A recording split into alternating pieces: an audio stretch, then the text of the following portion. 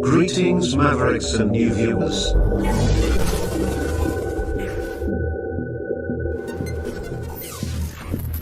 Tonight, direct and live from the Maverick News Network World Studios.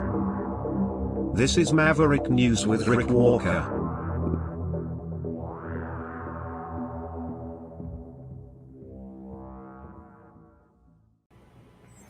Welcome back, everyone. It is, what day is it? It's Thursday, September 25th. The month is flying by, but the ostriches don't fly. They're still in their enclosed area. The standoff continues out there, and we're not going to talk too much about that tonight. We've given that a lot of attention. We'll touch on it, but not much more than that. We have other news to cover tonight, not the least of which is Alex Jones returning to YouTube and then being banned again, sort of. I'll explain. And we see that Russia has declared that NATO is at war with them. This is a very strange prelude to war, or maybe build up or beginning of war. I keep seeing Russia say that, well, they said they're at war with NATO and the West.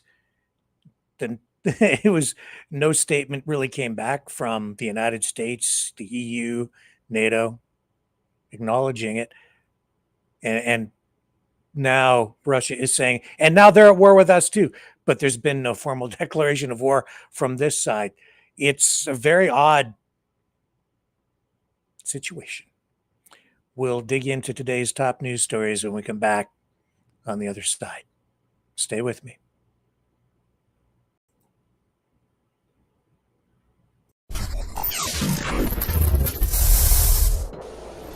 The sharing of biased and false news has become all too common on social media. More alarmingly, some media outlets publish these things simply aren't true without checking facts first. Unfortunately, some members of the media use their platforms to push their own personal bias and agenda to control exactly what people think, and this is extremely dangerous to our democracy. In an ocean of lies a century deep, the truth awaits. Choose not the red pill. Choose not the blue pill. For both are an illusion. Discover the power of M.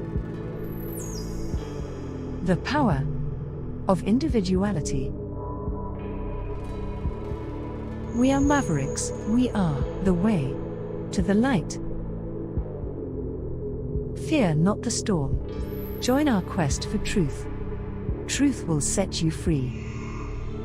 Maverick News. The world is watching.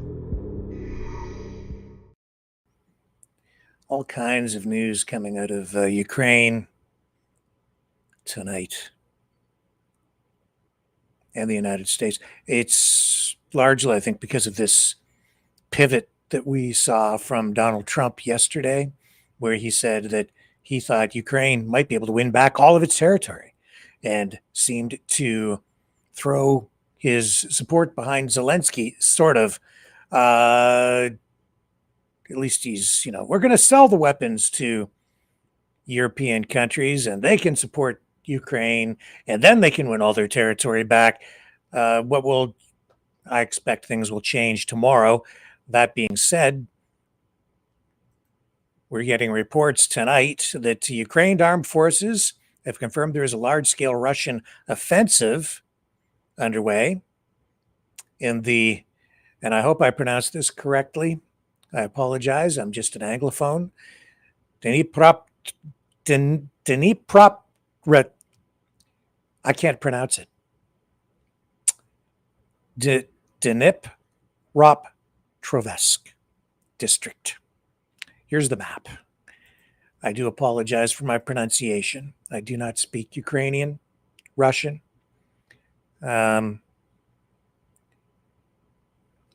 or German, and I barely speak any French, but enough of that. You can see from the map where this offensive is reportedly building up. So the conflict there continues, and it is spreading because Putin continues to probe into European, EU, NATO territory. We have received reports as well that 2 Hungarian Gripens were scrambled from Lithuania to intercept 5 Russian jets that were flying not in, but close to Latvian airspace. Of course, we've seen heightened concern in recent days because of drones and jets near and or in NATO airspace in Poland and Romania, Estonia. And you can see here are some images of the interception. We're told these are images of the interception taking place. You can see the Russian jets, and there's a close-up. Of course, in the fog of war, who really knows what truth is? So there's that buildup. All this while we're seeing comments tonight from, this is very concerning, Russia, Lavrov saying if Russian jets are shot down, even if they enter any NATO country airspace, that would instantly trigger World War III. And yesterday, at the UN, was it yesterday? I'm losing track of my days. I'm pretty sure it was yesterday. Trump said that he thought NATO countries should shoot down, or European countries should shoot down Russian jets if they enter their airspace and violate sovereign airspace. The NATO countries are still, I think, talking, trying to figure out a more organized response to these threats. But as all of this rhetoric flies back and forth, it's very clear that we are closer now to World War III than we have ever been, maybe just one shot away. Like literally, and it looks like we are on the verge possibly of that happening, because we're also getting reports that Russian jets have been flying near Alaska, and I've heard conflicting reports about this. I don't know how accurate these reports have been, but US and Canadian jets flying to intercept these Russian jets off the coast or near US airspace in Alaska. We've seen reports like this before, but then I've seen other reports saying that those reports are fake. I think there's credibility to them. So I think that's probably accurate. But here, I'll show you kind of what I'm talking about.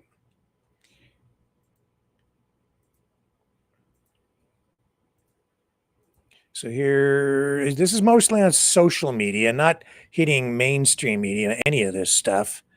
And this is coming really from channels that follow the rising tensions between Ukraine, NATO, Russia, United States more closely. This is Mario Knopfel sharing this one. U.S. Aerospace Defense Command scrambles as Russian planes buzz Alaska. So it says 4 Russian military aircraft, 2 Tu-95 Bear bombers and 2 Su-35 fighters are intercepted off Alaska. The North American Aerospace Defense Command, NORAD, confirmed they were detected inside Alaska's Air Defense Identification Zone. The U.S. scrambled heavy, an E-3 radar plane, 4 F-16s, plus 4 KC-135 tankers. The Russians stayed in international airspace, never crossing into U.S. or Canadian territory. Moscow loves flexing its long-range bombers near Alaska. Washington loves showing it's watching and ready. It's Cold War theater with 2025 hardware. They didn't cross the line, but they made sure we saw them at it. It says, I'm reading, these are not my words. There's also this story, which I've been taking note of as well. German military satellites stocked in space. And Sky News reporting on this. I can bring up the clip that seems to be making the rounds tonight. Let me do this and bring that up. Okay. Just getting some breaking news from the German defense minister, this is Boris Pistorius, saying that 2 Russian surveillance satellites are currently pursuing 2 Intelsat satellites used by German forces and others. Intelsat satellites used by German forces and others, the German defense minister says, are being pursued by Russian surveillance satellites. The use of the word pursued, I can't give you any more insight or intelligence as to what exactly Boris Pistorius is saying here. But the Reuters news agency then going on to say that he's made the comments that we must no longer ignore the fundamental threat that Russia poses in space. This is the German defense minister, and obviously we've seen this huge uptick in the number of satellites being deployed into space, both from militaries and also from people like SpaceX under Elon Musk. And it is getting a very crowded field up above us. But interesting, this line, like I say, 2 Russian Luck-Olymp surveillance satellites currently pursuing 2 Intelsat satellites used by German forces and others. This is coming from the German defense minister, and obviously this is all set against that backdrop of Russian incursions into Estonian airspace. There's 3 fighter jets that were there for 12 minutes. Also the 19 drones and a single missile that entered Polish territory a couple of weeks ago. There's also these questions whether Russia denies any association with the situations over airports as well in Europe in the last few hours. But this now, the situation in space, we'll bring you more on that as we get it. So everything is ramping up. Everything is very tense. One shot, and it all goes to hell, quite literally. Let's just take a little look over on RT just to see what they're saying. I have not looked yet. So this is all new to me, and hopefully it's all new to you too. Because hopefully we're getting the most recent stuff, but I do want to check their headlines, because I want to get their perspective for balance. Is NATO trying to false flag Trump into Ukraine? So that's their take on it, saying basically that a lot of this rhetoric or this information that we're getting here might be designed to not just mislead the public in the West, but maybe the president himself, and suck him into some sort of a conflict to get him to commit the U.S. to support Ukraine and become directly involved in the war. Let's take a look at the story. This is opinion, though. It's an opinion piece. Until now, this is by Rachel Marsden. Until now, U.S. President Donald Trump has shown no real interest in the Ukraine conflict beyond wanting to put it to bed in time to collect his Nobel Peace Prize. Now suddenly he's publicly adopting the position that Ukraine could not only take back their country from Russia on the battlefield, but also maybe even go further than that. Yes, get all their land back, he said. Does he really believe that? Not likely, but there's money to be made in peddling American weapons to NATO countries, notably in Europe, under the pretext. Guess he figures that if this isn't going to be wrapped up before the peace award deadline, then he may as well just take the war profits as a consolation prize, as long as America doesn't have to get its hands dirty, since the EU's continental geniuses keep saying how keen they are to do all the dirty work. What else do we have? Okay, here's the NATO-EU waging war story from the Russian perspective. So the Ukrainian crisis was provoked by the West, what they say, which is now directly participating in it. This is from Lavrov. He says, so the top diplomat made the remarks today at the G20 ministerial meeting held on the sidelines of the UN General Assembly in New York. It says the refusal to follow the UN Charter, which is a manifestation of neocolonial ambitions, prompts regional wars and raises global tension, Lavrov stated, invoking decades-long unresolved conflicts in Africa and elsewhere. Says another clear example is the Western-provoked crisis in Ukraine, through which NATO and the European Union have already declared an actual war on my country and are directly participating in it. So there's the quote. That's the money quote right there. Another clear example is the Western-provoked crisis in Ukraine, he says, through which NATO and the European Union have already declared an actual war on my country and are directly participating in it. So he's saying NATO is already at war with Russia. He's also said that, and Putin has said that Russia is at war with the West. They've essentially said that. But nobody on the Western side other than Ukraine has indicated that they are at war formally. No other country has taken that step. But there's clearly conflict, and there's clearly a strange dance going on. And it isn't clear exactly where Donald Trump stands on anything at this point. It just depends on the day. Now, I know that Pete Hegseth today, too, is calling or organizing an unusual meeting of sorts of hundreds of generals and admirals. So what do we know about this? I guess this is going to happen at a Marine Corps base in Virginia next week, and it's sowing confusion and alarm following the firing of a bunch of senior leaders this year. Of course, we've seen a purge going on throughout government institutions since Trump coming back to power. So this is a very unusual directive. People don't know what to make of it. They're not sure what this is really going to be about. It was sent to just about all of the military's top commanders worldwide. And this is all information come from about a dozen people who are inside, familiar with the matter, quoted by various mainstream media sources and some journalists who are on the military beat. And this directive, I guess, to participate in this meeting was issued earlier this week against a backdrop of a potential government shutdown. So as we witness this, we see that Hegseth is really taking some pretty bold political moves. And Pentagon spokesman Sean Parnell has affirmed that Hegseth will be addressing the senior military leaders early next week, but not offering up any other details. So there's a lot of speculation out there tonight. We're short on information, short on details. We really don't know.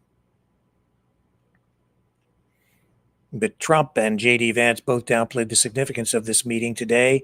Trump asking, why is it such a big deal? Vance appeared with Trump today and said that it's not really that unusual. The generals are speaking with Hegseth. And he says, I think it's odd that the media, or you guys, as he put it, made it into such a big story, although it does seem a little bit off-center. There's a lot going on out there. Gaza, Ukraine, Venezuela, the buildup down there. That's kind of fallen off the radar for media in the last few days, but that's still happening out there too. So we'll have to keep an eye on that one.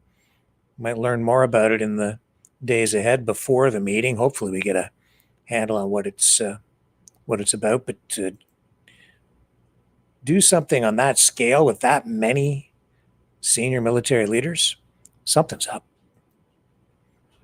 How about that? How's that for detail? Something's up. That's what we know. You got the scoop here, along with everybody else, which is we don't know what the hell's going on. But why would we? The world's upside down. And it's so upside down that the former FBI director, James Comey, has been indicted. Happened today. And this comes after President Donald Trump said days ago that The Attorney General should prosecute his political enemies. Oh my. So it's a 2-count indictment. The charges are false statement and obstruction. Attorney General Pam Bondi has issued a statement that does not name Comey in the indictment. That did not name Comey, that the indictment reflects the Department of Justice's commitment to hold those who abuse positions of power accountable for misleading the American people. She says in this that we will follow the facts in the case. I think I have the post from Pam Bondi. Let's take a look at that. Could see this indictment coming over the past few days, so this is really not a surprise tonight. Here's what she posted on X/Twitter. Some people still refusing to call it X. Attorney General Pam Bondi, no one is above the law. Today's indictment reflects this Department of Justice's commitment to holding those who abuse positions of power accountable for misleading the American people. We will follow the facts in this case. Over 500,000 views on that. She's a very popular Attorney General. Oh, there's one of those Pam Bondi action figures. Everyone needs one of those for Christmas. Those things they're funny. Epstein's client list right there in the top of the packaging, and arrests made, and it's empty. They're funny. They're funny. Okay. I don't think James Comey is laughing tonight, though. He's got to deal with this now. He's in a bit of trouble. What goes around comes around, as they say, right? Yeah. Comey. There's a guy I know Trump really does not like at all. Okay, let's take a little break.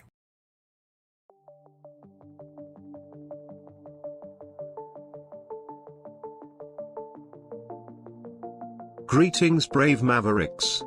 Our quest for truth continues. We go beyond fake news. Together we expose propaganda. Together we pull others out of rabbit holes. We are maverick thinkers. We are all unique individuals, defenders of individual rights and freedoms, credible, trusted, grounded in reality. Maverick News, Maverick News. Defending free speech, Donate at freedomreporters.com. Do it now. Tomorrow may be too late. Maverick News. The world is watching.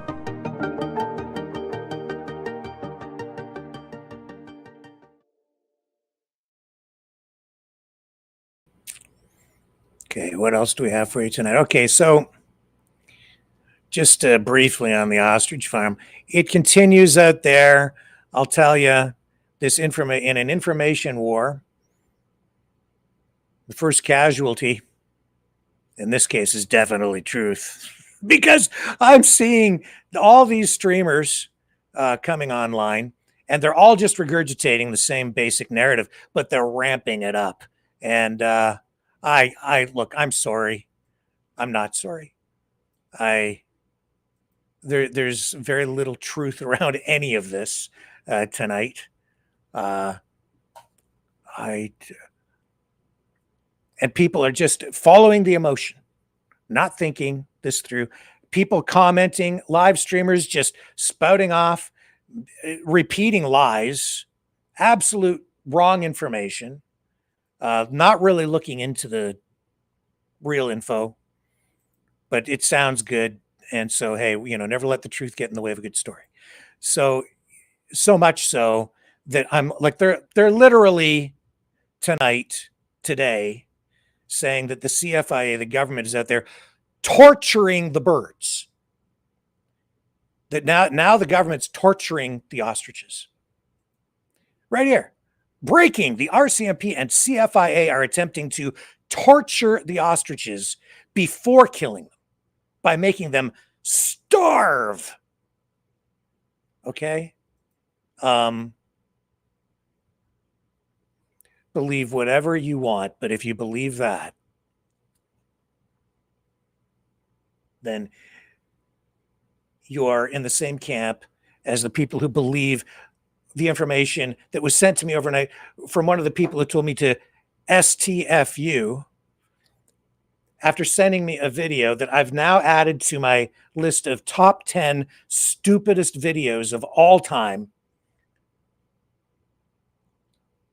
See, because I'm told that I don't know what I'm talking about and that I'm lying and that I need to STFU because birds have no lungs. Like, what? People, yes, this is the crap that people, this is how stupid this whole thing has become out there. This ridiculous ostrich story has now, it's just gone to Looney Tuneville. A guy who looks kind of like he might be credible producing a video saying it's not possible for birds to get bird flu or any kind of flu because they don't have lungs.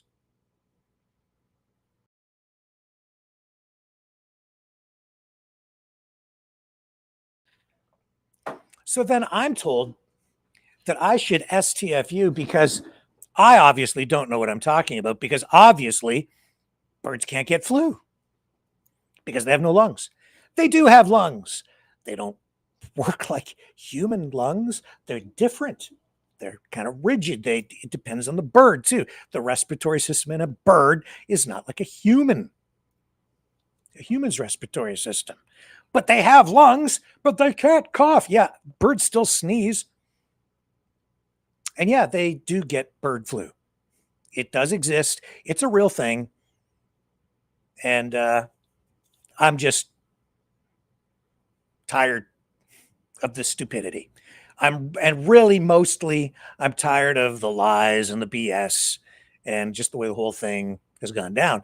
And that's my editorial comment on the stupid ostrich story for tonight, with just a barrage of people trying to shut me up by telling me to STFU and then sending me stuff like that, which makes me feel like I am compelled to talk about it, to try to at least give some people some sort of factual information, but people are not interested in that. They just want to save those ostriches, even though I pointed out again last night that the pressure coming from the US side is coming from people who are sitting idly by in the Trump administration, while 30 million other birds have been called on the US side of the border. Really got to ask yourself, what the hell is going on out there and what's the true agenda? I'll tell you this, it's also not what they're telling us. That's really what the issue is here. It's not what people are being told about the ostriches. It's what you're not being told. I used to go into, this is a little perspective for you. When I worked for a lot of years, worked in newsrooms, it was every morning editorial meetings. And we would sit around, or you'd be on a phone call into the meetings with the assignment editor, the news director, the assistant news director, all the people, all the other reporters. Sometimes the videographers would be in there, the camera guy, people, you discuss the stories of the day. The stories were chosen. But you see, what I learned very early on, even in J school, was that it's not just how you report on a story. Sometimes, a lot of the time, it's what stories you choose not to report that can affect the editorial perspective on something. And it isn't just what you report. It's also what you leave out of your stories. That's important. And when you're spinning Excuse me. I must have been affected with the bird flu. Oh, but it wouldn't make you cough because, it doesn't affect lungs because birds don't have lungs. It's how you report. And if you're a political activist or a propagandist, then you also get to where you want to be in the information war by selectively putting information out there and omitting some important things as well. That's largely what's been going on out at that farm. And because you get the drive-by media going in there, including mainstream, some of which has been, I don't think that they're biased on the story so much, but they're in their effort to be fair, they're just saying this person says this, that person says that, but mostly it's the people at the farm who have been speaking, and they haven't really been conveying all the information to the MSM. And those reporters generally are not given the time to go out and dig and do any real investigation. They go out there, they cover that story, they're there for a few hours, they go home, and they don't really dig in. So you're not getting much investigation. You're just getting dictation. She says this, he says that, and the people out there, the neighbors and so on, they haven't really been given too much of a voice with regard to that. I just bring this up because what I've noticed in the last 48 hours, something very, very odd. You may recall that when we first started reporting on this, there were probably about half a dozen people online who were presenting an alternative position or alternative perspective to what the people at the farm were putting out. And a lot of the information was accurate. And I dug into the story as well pretty deeply because at first I didn't want to cover it at all. I don't want to get into it. But then it became, a pretty interesting story with some real meat on the bones. And so I got sucked into it because, as a journalist, I can't resist a good story. And this is a pretty weird one, and it's good. Anyway, these other streamers, they were pretty active online at that time. But in the last 48 hours, and they've kind of fallen off the radar. If you want to find an alternative perspective to what the farm is saying, good luck. Because the very odd thing that I've noticed is most of the information that's out there is coming from, first of all, and this isn't the most of the information, mainstream media is providing sort of surface level coverage. Online, it's mostly all on X and Twitter. And it's a full court press right now with the pro-farm Save the Ostrich, team. It's all guns a-blazing. Get everybody out to it's like all hands on deck. And so they're dominating on social media, and they're getting more and more people online, and they're repeating the narrative and it seems like there's therefore more credibility to it because they're repeating and repeating and repeating, and they're all echoing each other. But what is odd about it is you can't find the other perspective. It's almost impossible. You have to really look for it. You have to really, really, really dig. Why? Because it's on X. Because there are U.S. MAGA fingerprints all over this activism. There's U.S. money involved. Who controls X? This is Elon Musk's platform.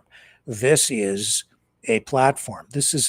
Twitter is being used to manipulate political opinion in countries now around the world. Steve Bannon has talked about it. Elon Musk himself has talked about it. Bannon has even asserted that, there's no stopping it, that you cannot oppose it because it's so powerful. That is what I'm witnessing as a media guy, a lifetime media guy. I'm very aware of it. It's very obvious to me because what they're doing with the algorithm on X is they are promoting, amplifying all of the pro-ostrich content, putting that front and center in the algorithm. If you want to find anybody with the alternative point of view, you really, really have to search, and it will not pop up. You should be asking yourself why. Why is that happening? Because there's no balance there. That is not censorship per se, but it is manipulation. We should all be concerned about that. Whatever side of this issue you might be on, you should be very concerned about the way people are being manipulated through that platform. All of the platforms really still, because they all have some sort of puppet masters behind the scenes who are pulling the strings, adjusting the levers to give you the information they want to give you. That's what's happening with that. Also, we're going to get into this with Alex Jones tonight over on YouTube, because that's happening over there where they've banned him again. But over on X, it's the opposite, where they're feeding people this right now. It's just the flavor of the day, the story du jour. It's the ostrich thing. And it's being promoted. Make no mistake. And there's big money behind all of this. It's just very clear. And I'm sorry, but I'm not sorry to tell you. Like, I'm sorry if you feel bad about it, but the truth of the matter is they're not torturing the damn ostriches, okay? They are not. What I've personally found concerning, disturbing, and where the protesters lose me is when they thought, and I had some people say, like, they were literally cheering when the hay bales caught fire. That nobody should be cheering for that. And whoever set those things on fire, and it's pretty clear it was very likely arson of some kind. That is where you lose me. Really, really lose me, because the birds were corralled in some of those areas or near those hay bales. If they could have been killed. Not euthanized, they would have died a horrific, terrible, painful death, suffering. Burned alive, potentially. A human being, could have been killed when those hay bales caught fire. Not tonight, like last night, but the night before and into the morning. A human being could have been killed. The fire could easily, because the conditions out there are very, very dry. There's a lot of forested area around there. And we have all these problems with forest fires. And that was a serious fire. And that could have easily spread. And yet I'm hearing from protesters directly to me that they're happy about it. No. I'm sorry. But again, I keep saying that. I'm so Canadian. I'm not sorry. I'm concerned and disappointed to hear those kinds of things from people. And it's pretty clear what was really going on out there. And people can point the fingers and try to lay blame on somebody that they want to make look guilty. But no, I think you all know really what kind of happened out there. Also seeing posts, because I do dig posts from people who are going out there with night vision goggles on the way out, camo gear, for a protest? Where are you going in the middle of the night with your night vision goggles? What's that all about? Oh, no, it's true. Okay, so this isn't just a typical protest in my view. This is absolutely an information war. This is something much more serious than that. And you can sit there and say, oh, it's just save the ostriches, but is that the cause? Like, come out and support the cause. save the damn ostriches. It's about more than that. But then I think a lot of you know that. You just don't really care what the truth is. And it won't matter what I tell you. Because apparently birds don't have lungs, Rick. So you should STFU. Well, I don't think so. Not tonight, Satan.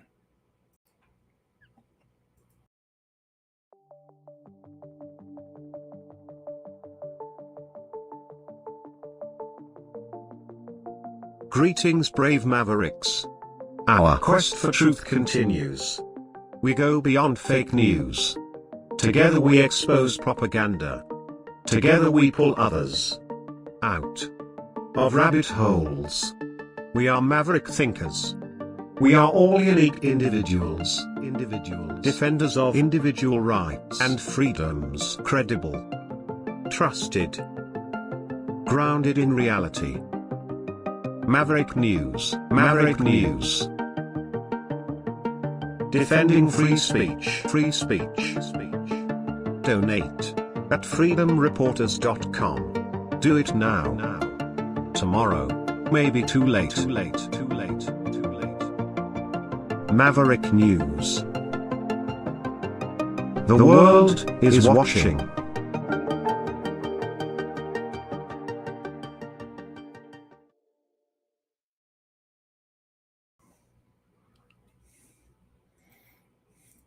It is entertaining. Here's this story. This guy is running defense for Mr. Trump in Kazakhstan.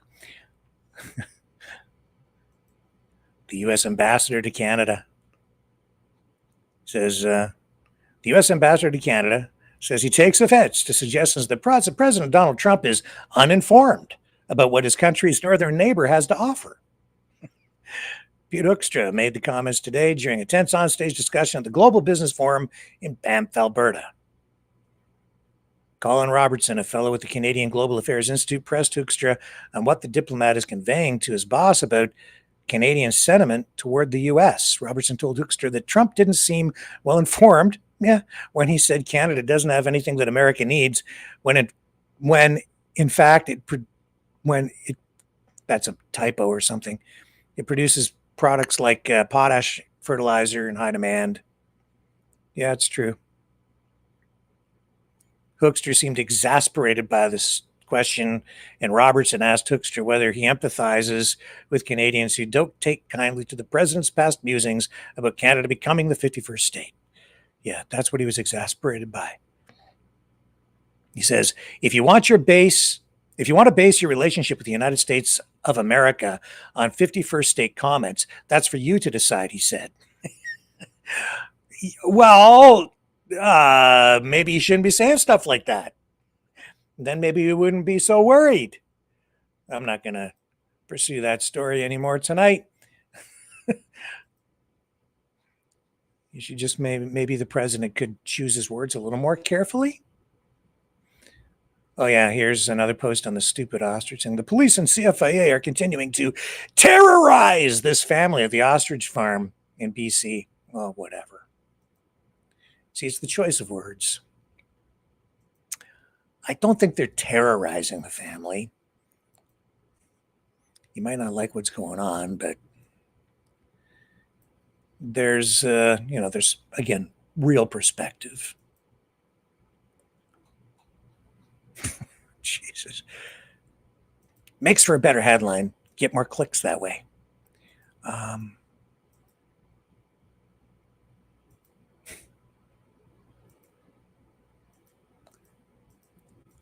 I just want to, before we get into this Alex Jones stuff, I just want to make sure we cover off the other top news stories. Oh, Trump's new border wall. First section. It's up in the San Rafael Valley. It's 30 feet tall, made of steel, all black, hotter than a frying pan in July. And Homeland Security Chief Kristi Noem is saying that the paint job is meant to literally cook anybody that tries to climb that wall. Some people are calling it not so much a deterrent, but the world's biggest barbecue grill. you want to see the clip? Let's look in. This is, I guess it would have to, it's probably because it gets so hot in the sun. So if you're going to scale it and try to get into the country illegally so that you can then be rounded up and deported to El Salvador and thrown in the gulag for life, you have to wait till nighttime. Here's the clip. Behind me is the first section of the new border wall in the San Rafael Valley. U.S. Customs and Border Protection says it's at least 30 feet tall and painted black. Homeland Security Secretary Christine Noem says the entire U.S. southern border will be painted black to make it hotter for people to climb. Officials say the new wall in the San Rafael Valley will be made of 6-inch squared steel bollards. This particular wall is south of Sonoita and in between Nogales and Sierra Vista. Officials say the wall will continue to be built and replace the vehicle barriers that are currently in place here. While I was here, I could see crews working on the wall. Some people are in favor of this wall being put up to deter illegal immigration. Behind me is the first of the new border wall in the San Rafael Valley, U.S. Again, perspective. So, first of all, Trump should be applauded because it's environmentally friendly. So his wall, this first 30-foot section, however long it is, it's 30 feet high. It's solar powered. So there's no carbon footprint, at least from this point on. I don't know where the steel came from, if it was imported or if it was U.S. steel. Maybe it was from Kazakhstan, maybe Chinese, who knows? Anyway, I'm sure he's building it on time, on budget, and it's environmentally friendly, solar powered, uses the energy of the sun to literally cook people alive if they touch it and try to scale the wall. So, wow, that's pretty effective and efficient. And I guess, from the other perspective, once that wall is complete, maybe Americans won't be leaving. Might not be. They might not be building it to keep people out. Maybe they're building it to keep you in.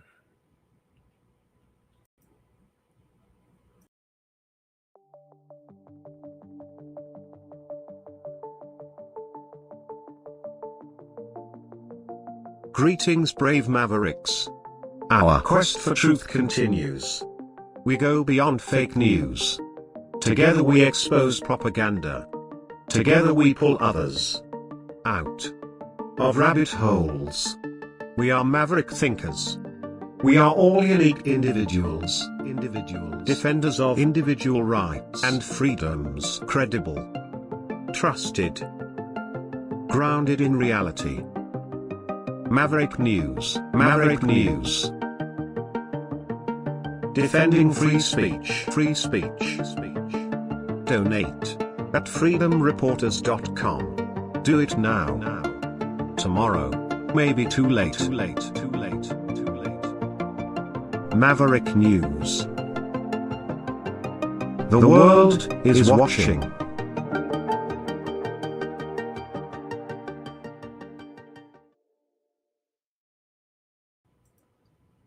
Yeah. Canadian, 32-year-old man, Giovanni Michael Robinson. Used the name Mike, so everybody knew him. He was, I guess, in Wisconsin and has been shot and killed. He was there for a golf trip. He was in Sheboygan Falls, near the west coast of Lake Michigan, for this trip. So police called, responding to a 911 call. When they arrived on a Monroe Street, wherever that is, so I guess a commercial area in that city, they found Robinson. And they applied life-saving measures, but he was pronounced dead at the scene. They say the police there are saying that they think he was shot by someone driving a small, dark-colored SUV. No suspects apprehended. He was born in Stouffville, Ontario, just north of Toronto. and was most recently living in Pennsylvania. He worked with an indoor golfing company and traveled all around the United States to play. So he called his brother, Jacob, I guess just a few hours before the shooting, and he had some exciting news to share. He said he shot his first hole in one on hole 13. Wow. Here's a picture of him. So investigators still trying to find the person who did this. There's a picture of him.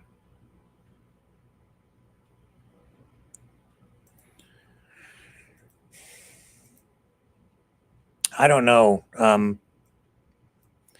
When it comes to travel to the U.S., I'm not inclined to go right now. I haven't been there since the pandemic. I used to go all the time. Used to go to car shows and sometimes just go for personal reasons. Not right now. No thanks. Yeah, here's the story again, just to circle back for a moment.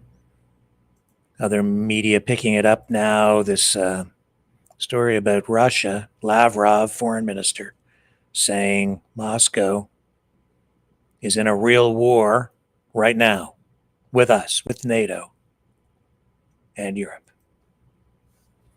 There's Politico reporting on it.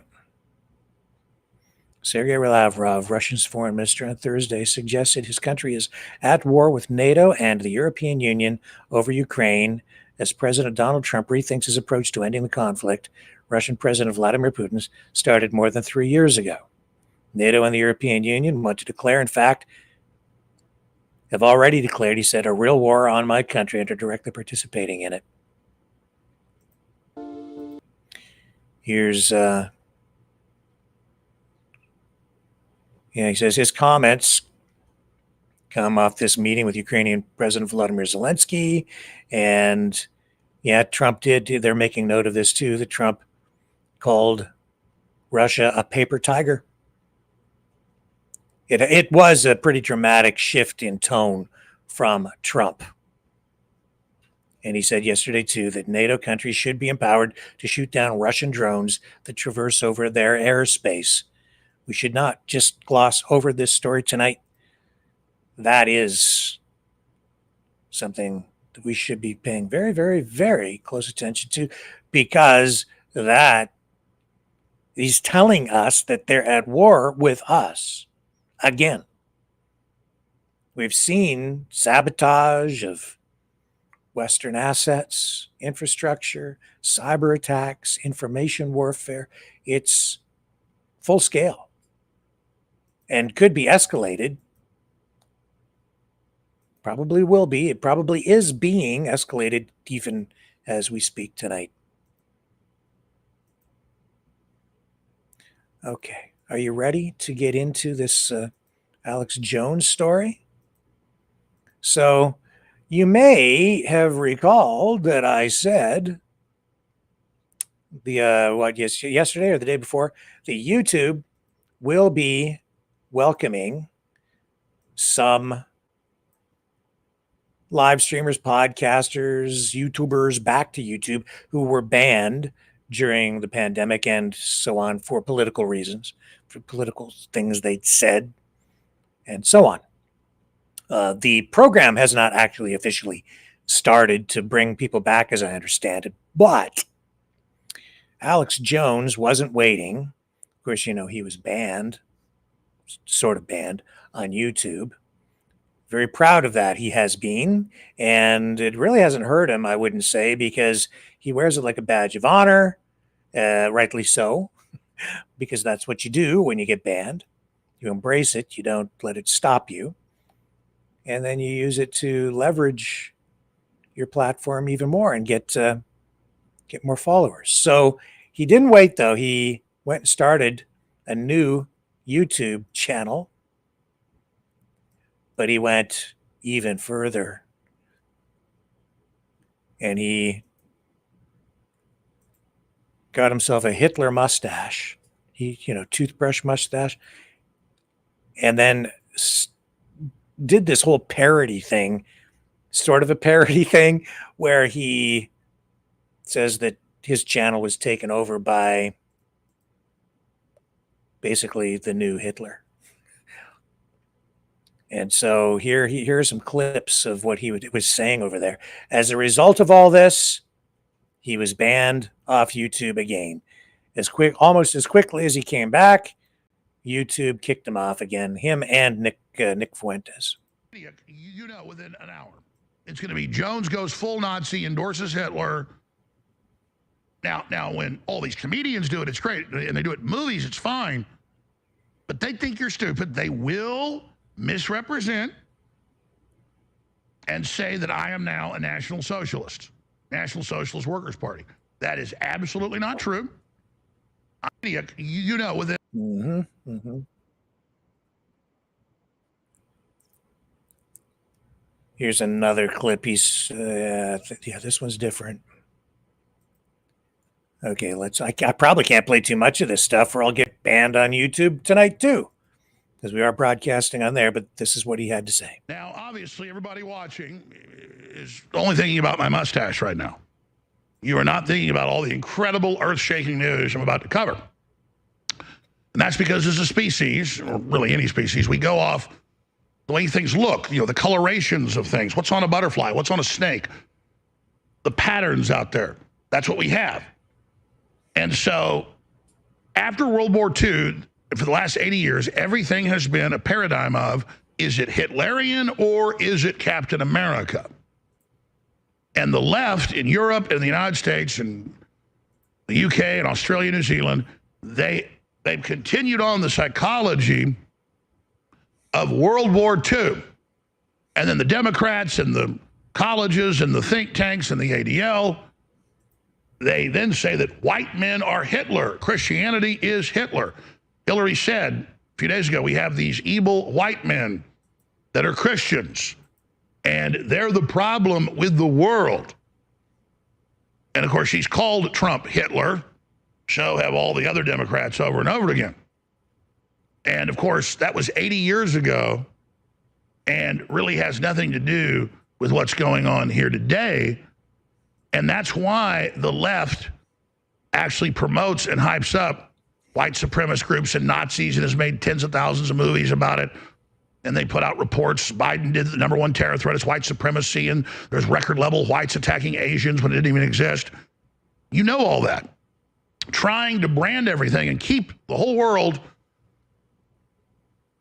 Hitler versus Captain America, and the globalists and the New World Order and the Israel lobby, they're Captain America, and everybody else is Hitler. And so a lot of people are sick of it, but they're not very sophisticated and have not actually studied that Hitler was a very kleptocratic, totalitarian, megalomaniacal individual. It doesn't mean some of the forces he was opposing were good either, but that's the bottom line. And so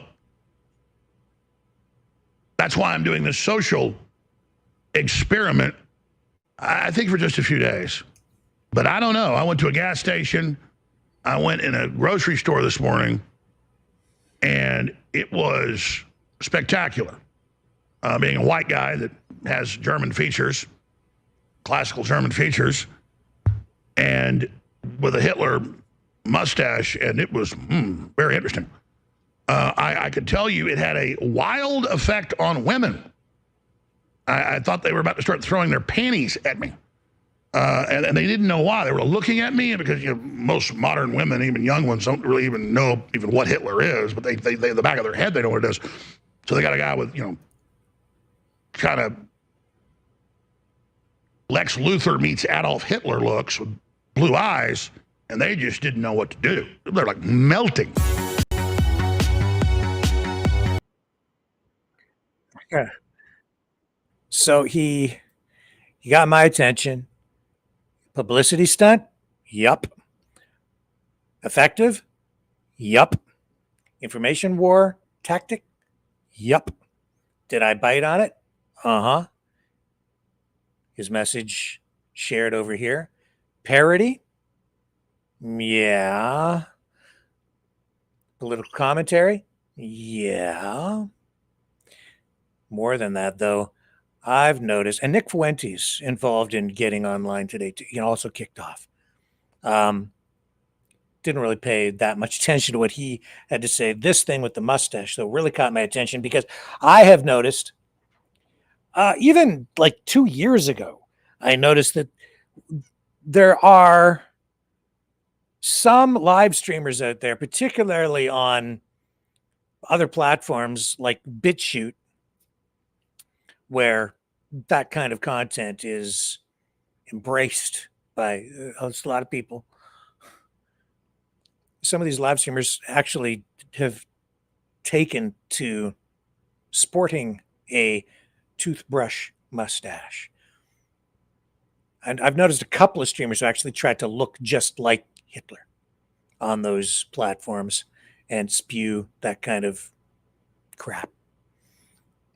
But more than that, even in the last couple of months, I don't know if it's strange. Again, it's something I've noted. I'm a little worried about it. I've noticed some prominent live streamers, a few of them, and I won't mention them by name tonight, but they've also grown a Hitler stash. And I was like, what the hell is going on? I've noticed a few. They're trying to look like Hitler. Then this happened today. And to me, all those things I said about editorializing, a political statement, publicity stunt, all that is true with what Alex Jones has done here. But there's another element that is more concerning. It's normalizing things. And he has been instrumental in spinning this new version of the anti-Semitic tropes that plagued society in ways that, led up to World War II and the rise of the Nazis in Germany.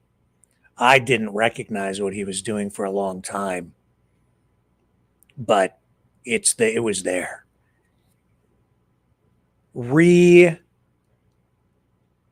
Reshaped narrative, flipping, choosing alternative words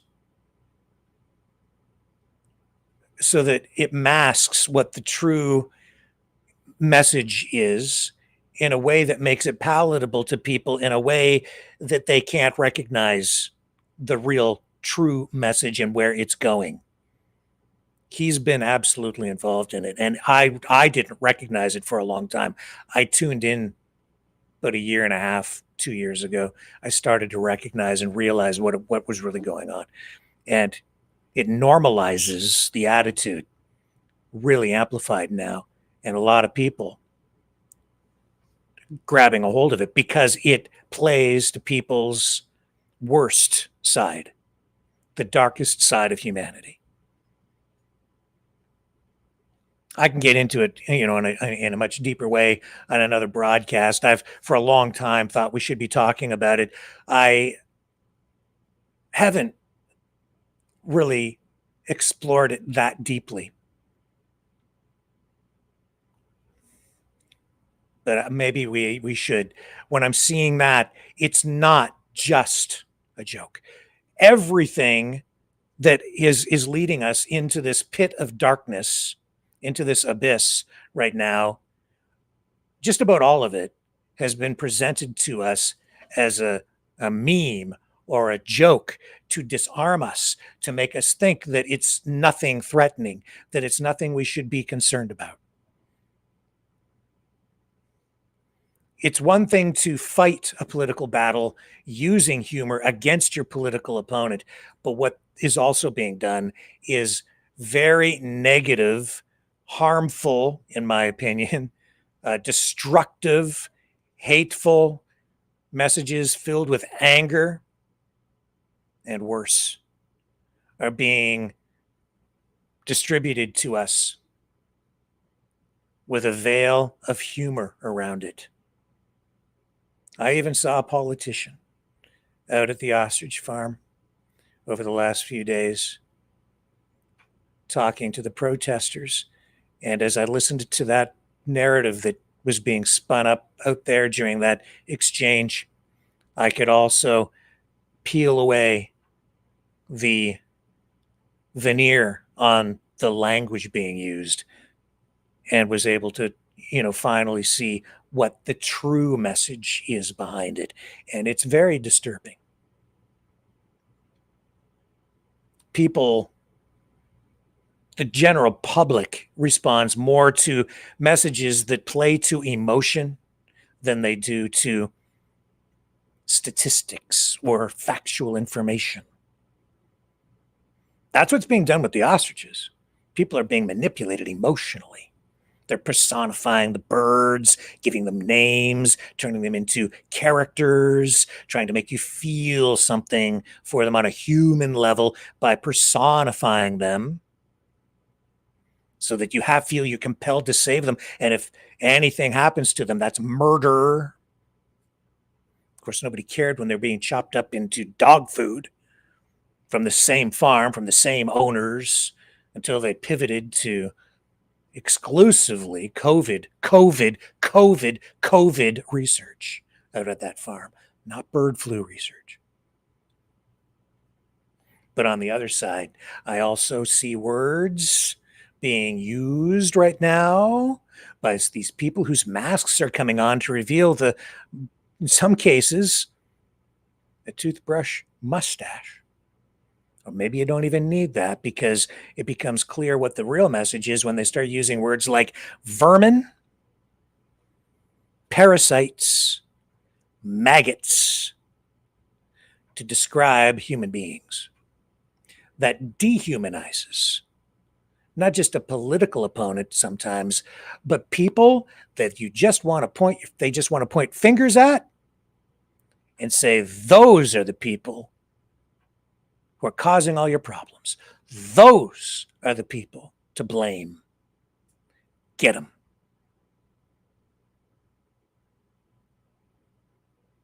That's what's going on. Those are the words, those are the trigger words that are being used right now. Maggots, vermin, parasites. I'm going to say them again so that you are aware. Maggots, vermin, parasites. Maggots, vermin, parasites. Maggots, vermin, parasites. When you hear somebody, a politician or anybody, describing human beings using those words, a gigantic red flag should go up.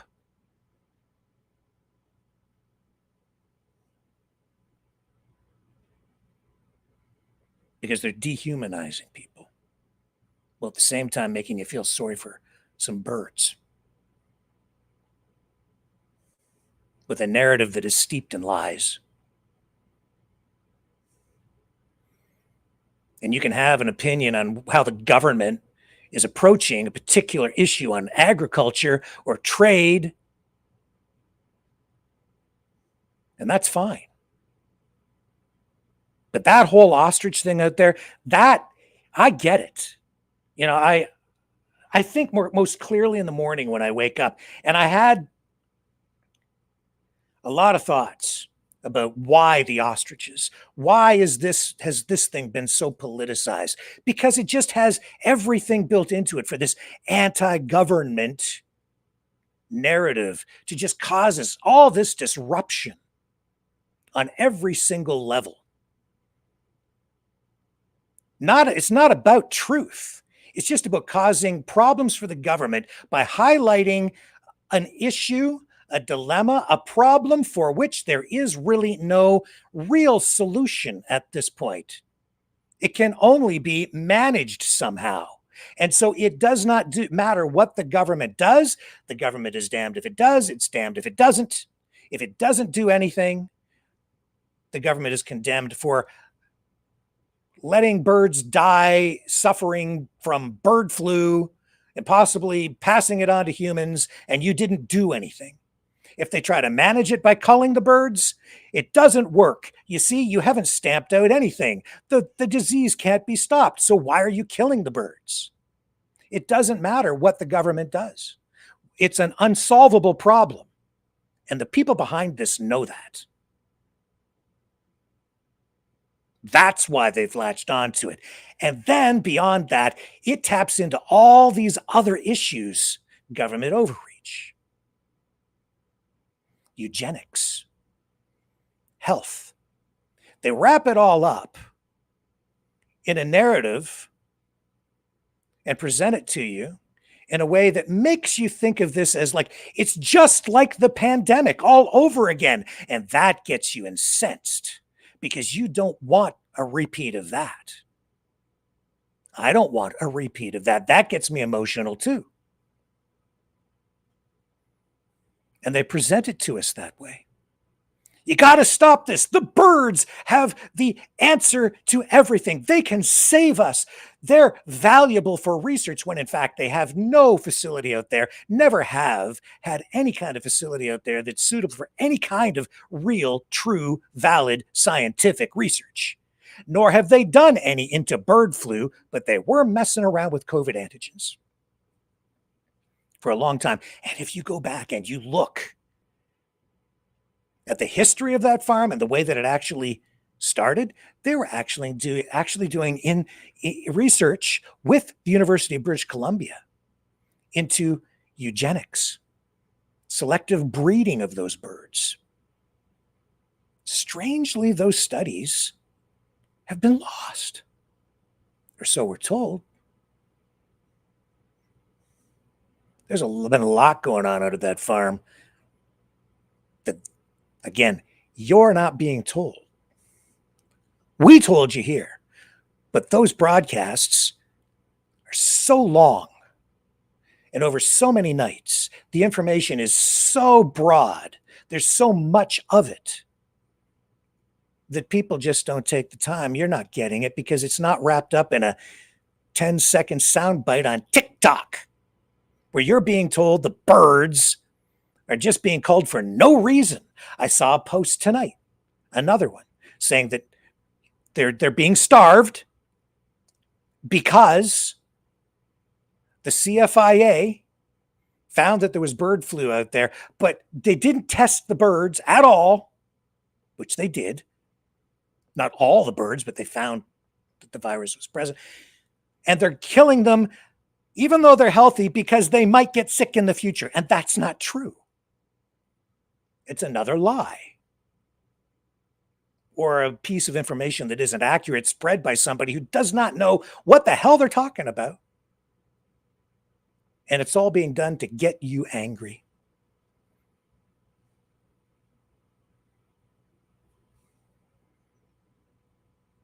That concerns me because that's what was going on during the pandemic too.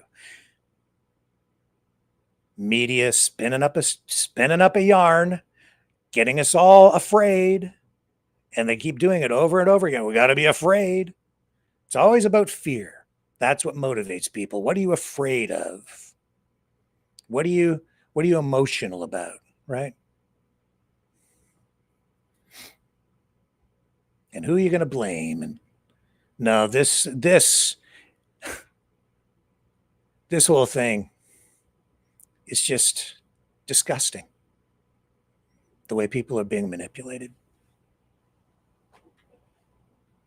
And it all, the ostriches to the toothbrush mustache, it all dovetails, it all intersects. All these things come together.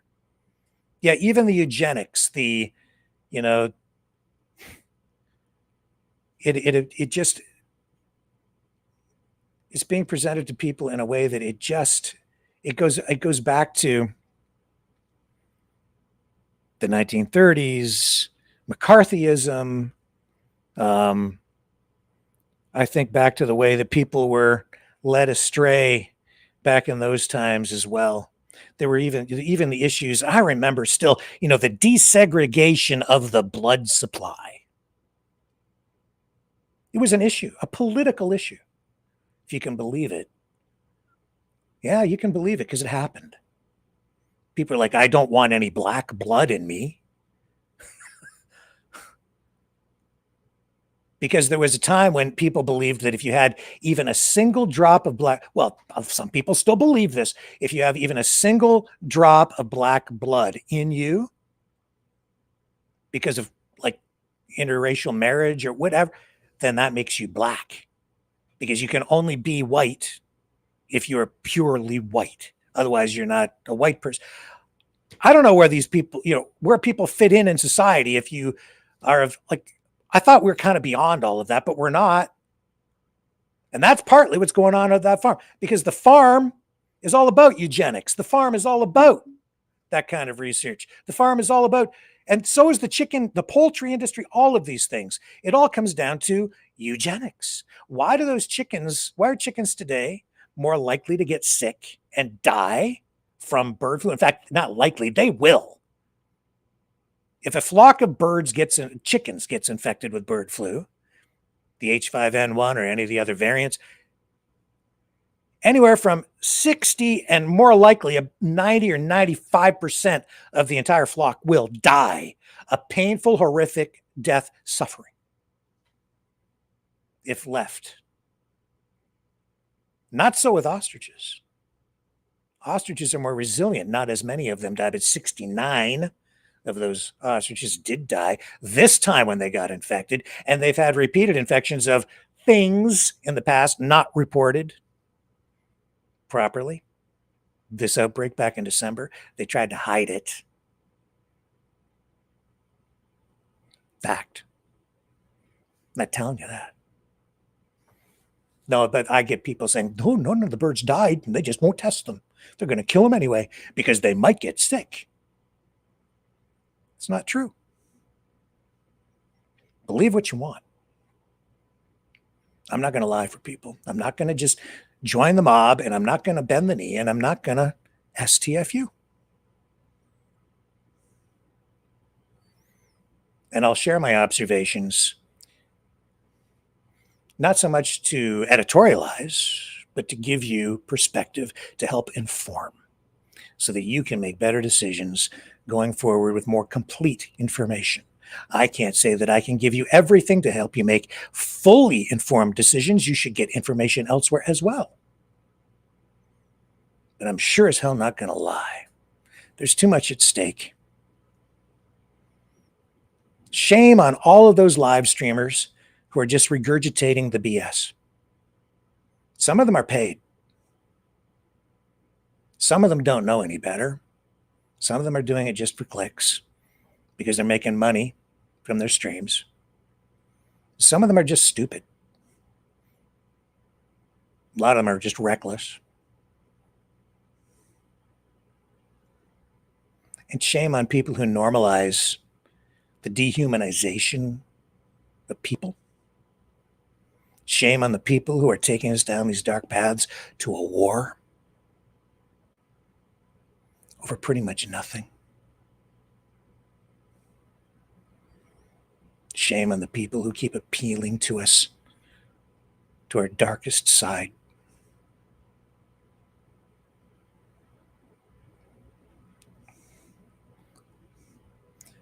And shame on people who just don't take the time, don't care enough, even about themselves, to learn enough to make a good decision, because we keep failing the test.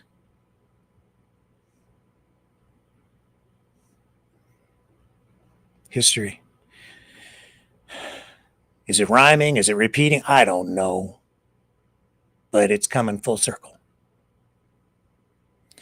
Anyway, I did take note of the other streamers out there who have been sporting the Hitlerian stash over the past couple of months, growing one. It's like they're all in lockstep. It's not an accident. They're doing it on purpose. It's part of a coordinated information campaign. They are normalizing it. It's no accident that Alex Jones appeared on YouTube sporting that mustache. He wanted to get banned. It helps him. Got him on this program. And by getting banned off YouTube, he makes a political point, scores some more clicks, and he'll get got more mileage out of that than getting back on YouTube without fanfare. We'll see what happens when the YouTube program actually kicks in and they start to allow some of these people who have been banned, including, one of our channels, a couple of our channels, letting them come back on. Not sure how that's going to look, but it'll happen in the days ahead. But yeah, it's up to you. It's up to all of us to make sure that we're informed. It's now more important than ever. We're literally on the verge of World War III tonight. No exaggeration. In fact, we're in it, but it's about to go kinetic in a much larger way. You can see it. You can smell it. And I don't like the smell of war. I've never had to experience it firsthand. Not in that way. But I'm experiencing it now online. Have been. Fighting every night. That's why I'm still in the chair. That's what we're fighting for around here. Truth. The pursuit of truth.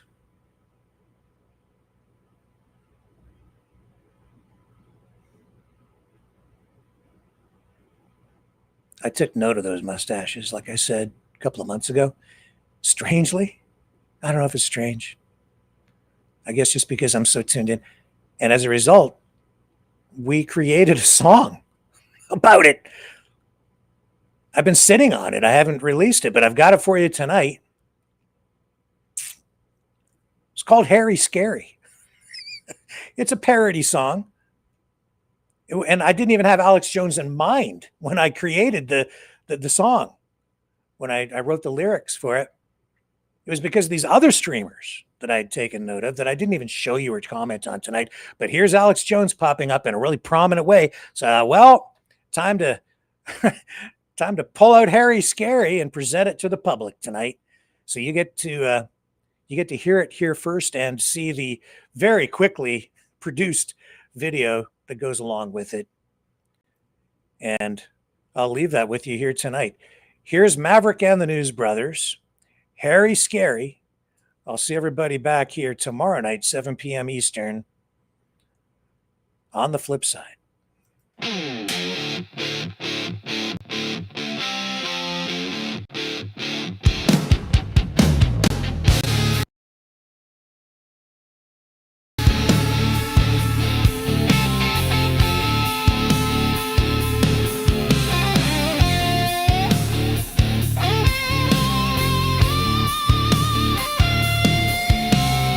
So slick, you're so sick.